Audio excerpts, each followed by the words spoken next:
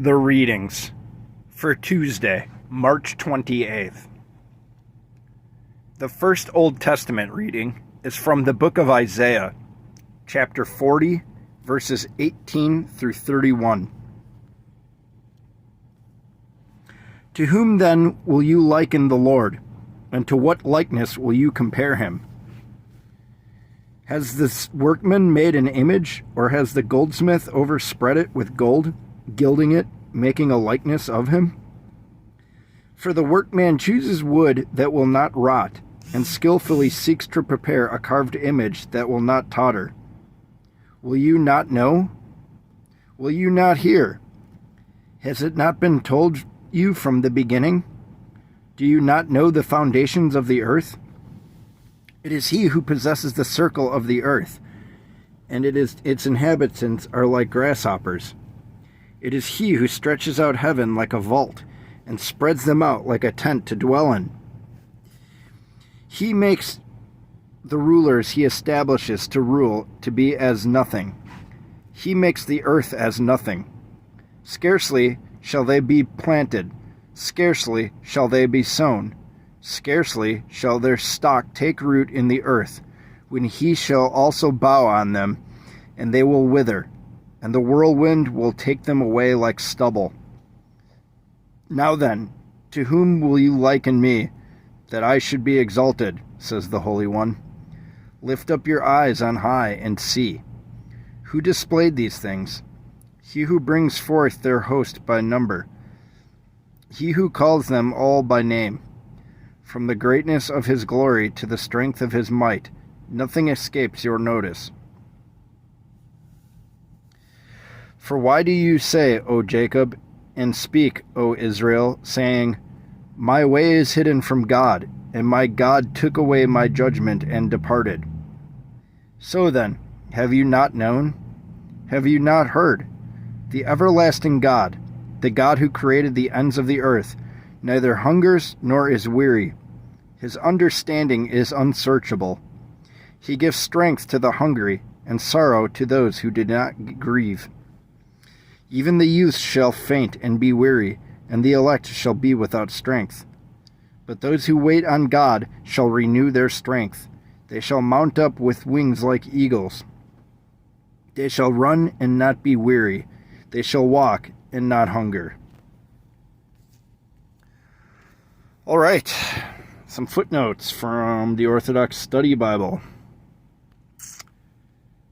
For verse 22.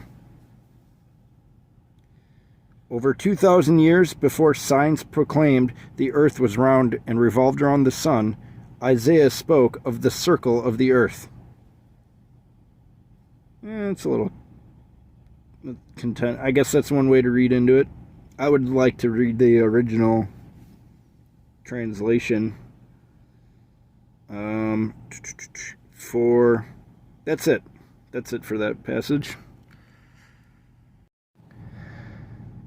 The second Old Testament reading is from the book of Genesis, chapter 15, verses 1 through 15. After these things, the word of the Lord came to Abram in a vision, saying, Do not be afraid, Abram. I am your shield, and will be your exceedingly great reward. But Abram said, Lord, what will you give me, seeing as I go childless? And the heir of my house is Eliezer of Damascus, the son of Masech, my domestic maidservant. Then Abram said, Look, you have given me no offspring. Indeed, my household servant is my heir. And immediately the voice of the Lord came to him, saying, This one shall not be your heir, but the one who will come from your own body shall be your heir. Then he brought him outside and said to him, Look now toward heaven, and count the stars, if you are able to number them. And he said to him, So shall your seed be. And Abram believed God, and he accounted it to him for righteousness. Then he said to him, I am the God who brought you out of Ur of the Chaldeans, to give you this land to inherit it. Excuse me. And he said, Master and Lord, How will I know I will inherit it?" So he said to him, "Bring me a 3-year-old heifer, a 3-year-old female goat, a 3-year-old ram, a turtle dove, and a young pigeon." So he brought all these to him and cut them in half, down the middle, and placed each piece opposite the other. But he did not cut the birds in two. And when the vultures came down on the carcasses, Abram drove them away. Now around sunset, a trance fell upon Abram, and behold, horror and great darkness fell upon him. Then he said to Abram, "Know for certain that your seed will be strangers in a land not their own, and will serve them, and they will afflict and humble them for 400 years. Also, the nation they serve I will judge, and afterward they shall come out with great possessions. But as for you, you shall go to your fathers in peace, buried in a good old age." All right.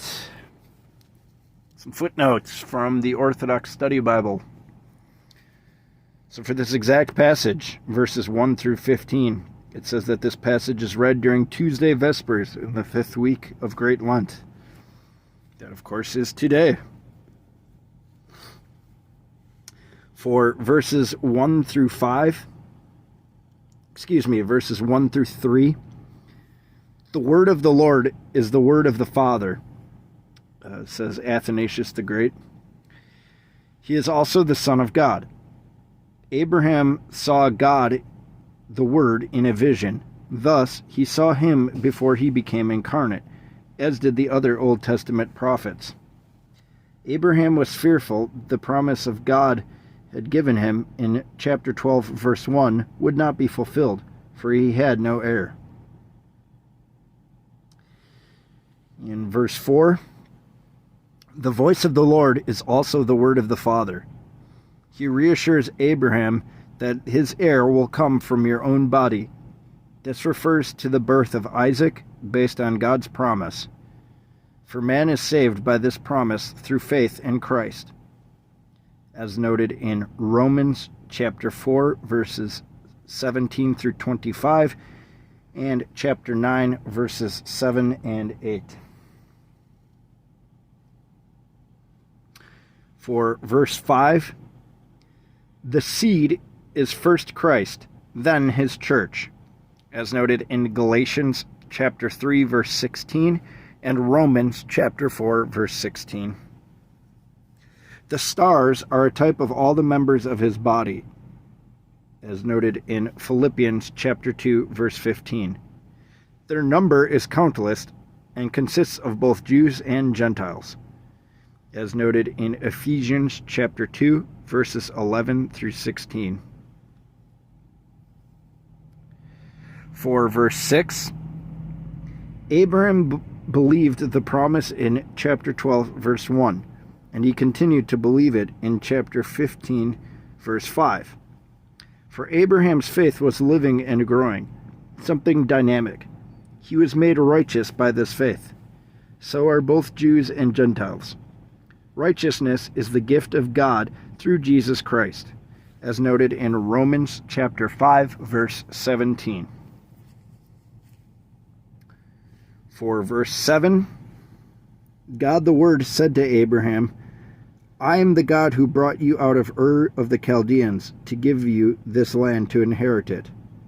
Thus, he identifies himself as God. The Creed calls him, quote, "true God of true God," for he is the only begotten of the Father, through whom the Father speaks and reveals himself.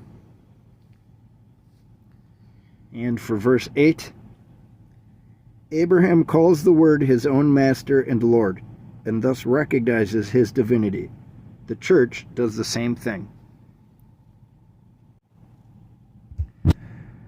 The third Old Testament reading is from Proverbs, chapter 15, verses 7 through 19. In the houses of the righteous there is much strength, but the fruits of the ungodly shall perish. The lips of the wise are bound by perception, but the hearts of those without discernment are not safe. The sacrifices of the ungodly are an abomination to the Lord, but the prayers of the upright are acceptable with him. The ways of the ungodly are an abomination to the Lord, but he loves those who pursue righteousness. The instruction of the simple is known by those who pass by, but those who hate reproofs will die shamefully. Hades and destruction are manifest before the Lord. How can the hearts of men not be also? An uninstructed man will not love those who reprove him, and he will not keep company with the wise. When one's heart is glad, his face is cheerful, but when it is in grief, his face is sad. The upright heart seeks perception, but the mouth of the uninstructed will know evil things. The eyes of evil men are waiting for evil things all the time, but good men are at rest continually. Better is a small portion with the fear of the Lord than great treasures with lack of fear. Better is a dinner of herbs with friendship and grace than a fatted calf with hostility. An angry man stirs up contention, but a long-suffering man even calms the rising quarrel. All right. Some footnotes from the Orthodox Study Bible. So, for most of this passage, it notes verses 8 through 21. This passage is read during Tuesday Vespers in the 5th week of Great Lent.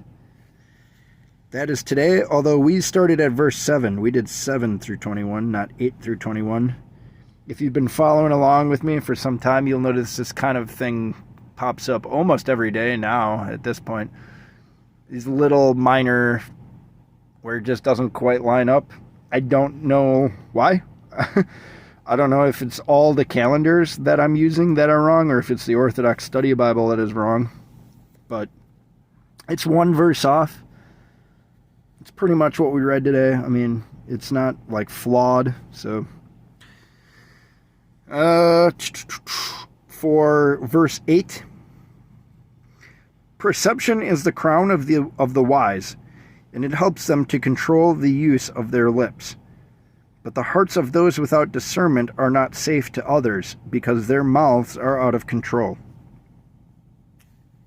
For verse 13, an uninstructed man does not know wisdom and his instruction. Thus, he will not love those who reprove him, nor will he keep company with wise people, because he chooses to live in the deceptions of his own sins. And for verse 15, an upright heart is one that knows wisdom and his virtues.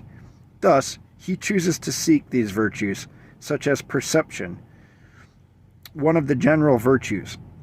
But the uninstructed are those who live in the deceptions of their own vices. And that is noted by the phrase, "no evil things." All right, everybody. That's a wrap on today. I'm not going to do a super long intro. I've been getting carried away with those the last few days. Just pop back over here tomorrow for Wednesday's readings. I'll be happy if you join. And please pray for me, a sinner. Thank you.